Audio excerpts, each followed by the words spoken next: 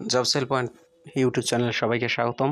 আজকে একটা সচিবালয়ের চাকরির বিজ্ঞপ্তি আলোচনা করব। যারা চ্যানেলটিতে নতুন রয়েছেন ভিডিওটি দেখবেন, আপনার চ্যানেলটি সাবস্ক্রাইব করে পাশে থাকবেন এবং ভিডিওটি কন্টিনিউ করবেন, বিস্তারিত জানতে পারবেন। পদ, কাজের যোগ্যতা, পদোন্নতি সম্পর্কে আলোচনা করব।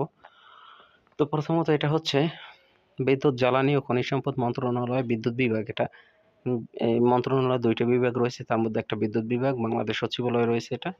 তো এখানে ৫ ক্যাটেগরিতে ১৩ থেকে ২০তম গ্রেডে ১৭টা পদে জনবল নিয়োগ দেওয়া হবে। যেহেতু মন্ত্রণালয়, সেক্ষেত্রে পদ খুব কম থাকে, কারণ এখানে চাকরি কেউ ছাড়তে চায় না, সবাই একটা মিনিস্ট্রিতে জব করতে চায়। প্রথম রয়েছে কম্পিউটার অপারেটর, ১৩ গ্রেডের চাকরি, একজনকে নেওয়া হবে। অনার্স করতে হবে বিজ্ঞান বিভাগ থেকে। তাছাড়া ৯০ মার্কের লিখিত পরীক্ষা হবে। লিখিত পরীক্ষায় আপনারা অংশগ্রহণ করবেন, সর্বোচ্চ প্রার্থীগণ এবং পাস চাকরি পাবেন। এবং একই সাথে কম্পিউটার টাইপে বাংলায় ২৫, ইংরেজিতে ৩০ গতি থাকতে হবে। সুবিধা রয়েছে, সকল জেলার প্রার্থী আবেদন করতে পারবেন এটা। তারপর রয়েছে ৬০ মুদ্রাক্ষরিক কাম কম্পিউটার অপারেটর, ১৩ জনকে নেওয়া হবে। ২ জনকে নেওয়া হবে। ১৩ গ্রেডের চাকরি, এটাও বিজ্ঞান অনার্স পাস করতে হবে যে কোনো সাবজেক্ট থেকে। এটাও লিখিত পরীক্ষায় ৯০ মার্ক থাকবে। ২টা পদের পরীক্ষা একসাথে হবে, আপনারা শিওর থাকেন। টাইপে ২০, বাংলায় ২৫, ইংরেজি ৩০ এবং ৬০ ডিবিতে ইংরেজি ৭০, বাংলা ৪৫ থাকতে হবে। তো এটা খুব প্রমোশন পেয়ে ১০ম গ্রেডে যাবেন ৫ বছর পর। সরাসরি কোনো ঝামেলা নেই এই মন্ত্রণালয়গুলোতে।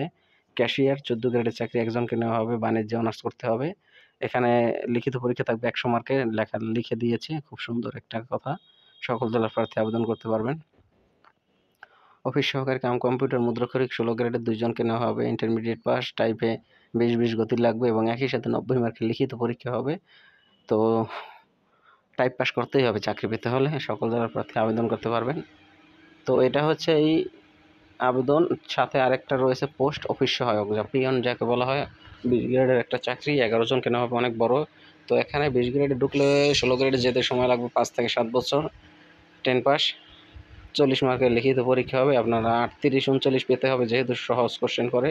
সকল জেলার প্রার্থী আবেদন করতে পারবেন। আবেদনের নিয়মাবলী হচ্ছে, আপনারা আবেদন করবেন ১৮ থেকে ৩০ বছরের মধ্যে, এবং যেহেতু এখানে কোটা নেই, কোটা ছাড়া চাকরি হয়ে যাবে খুব শীঘ্রই।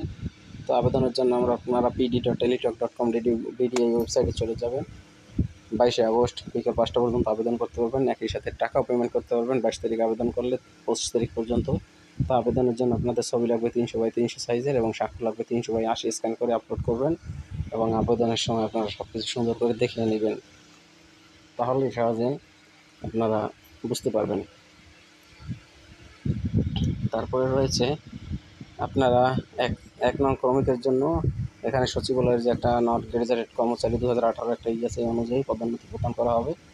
তো ১ থেকে ৪ নংয়ের জন্য ২০০ টাকা চার্জ সহ ২২৩ টাকা, এবং ৫ নং পদের জন্য ১০০ টাকা চার্জ সহ ১১৮ টাকা কাটবে।